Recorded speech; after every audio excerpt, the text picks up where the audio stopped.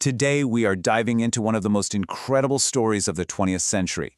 It's a true story, a high-stakes battle between one brilliant mind and a machine that literally held the fate of the world in its gears. This is Alan Turing versus the Nazi Enigma code. But here's the thing. Our story doesn't actually start on the battlefield. It starts with a question you've probably wondered about yourself. What's the real story behind one of the most famous logos in the entire world, the Apple logo? You know, the common story is pretty simple. It's a nod to Isaac Newton, right? The apple falling, the discovery of gravity. It's a nice, clean idea. But there's this other story, a much darker and more dramatic one, that a lot of people think is the real inspiration. They say it's a secret tribute to the man we're talking about today, Alan Turing, the father of modern computing. So let's unpack this legend, because honestly, it's the key that unlocks a way bigger story. A story about a secret war, a puzzle that seemed impossible to solve, and a forgotten hero whose genius completely changed the course of history. To really get the stakes here, you have to picture the darkest days of World War II.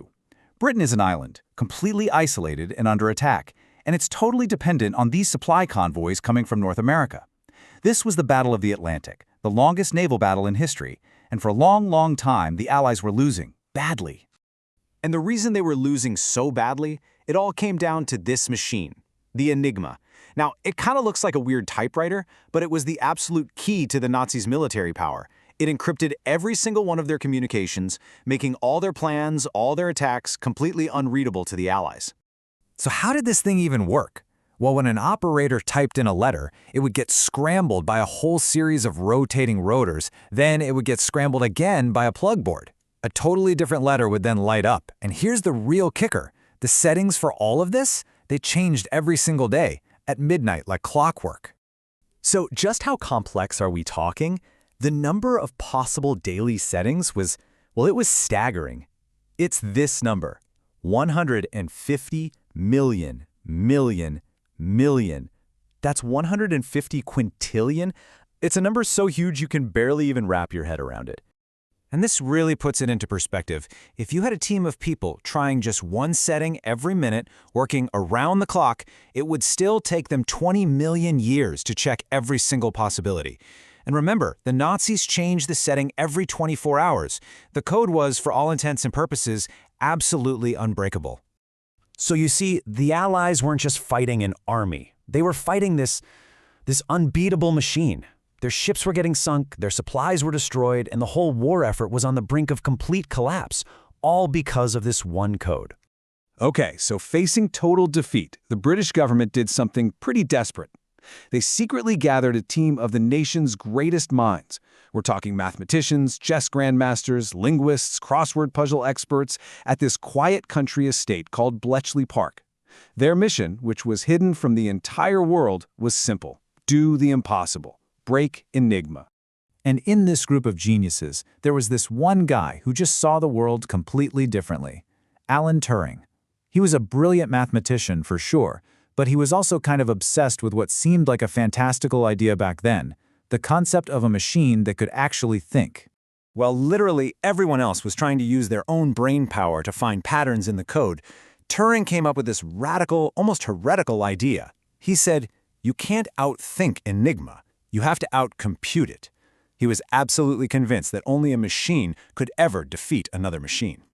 And that was the real challenge. Turing wasn't just trying to crack a code. He was trying to invent an entirely new way of thinking just to be able to do it.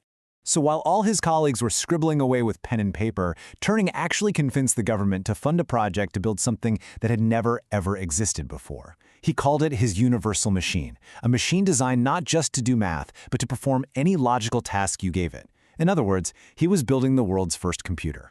But even with this incredibly powerful new machine, that 150 quintillion number was just too big. The breakthrough, the little crack in Enigma's armor, it didn't come from its mechanical strength. It actually came from the predictable, everyday habits of the people who used it. So here's how they finally did it. Turing and his team realized that the Germans were just creatures of habit. Every single day at 6 a.m., they'd broadcast a weather report. This meant the team could guess certain words that were bound to be in the encrypted message, words like weather, or even phrases like Heil Hitler. They called these predictable little phrases cribs. They would then feed these cribs into Turing's machine, which he called the bomb, and the bomb would just race through the settings until it found the one that made sense of the crib. I mean, it was pure genius. So get this. Turing didn't break the code by solving this impossible math problem head-on. No, he found a shortcut. He exploited human predictability to turn an infinite problem into a solvable one. And the impact was immediate, and it was world-altering. All of a sudden, the Allies could read Nazi communications. They could steer those vital supply convoys away from the U-boat wolf packs. Historians figure this one achievement shortened the war by at least 2 years, saving an estimated 14 million lives. And oh, by the way, as a kind of byproduct, Turing's bomb bay laid the entire foundation for the digital world that we all live in today. So after the war ended, you would expect Turing to be celebrated as a national hero, right? But he wasn't.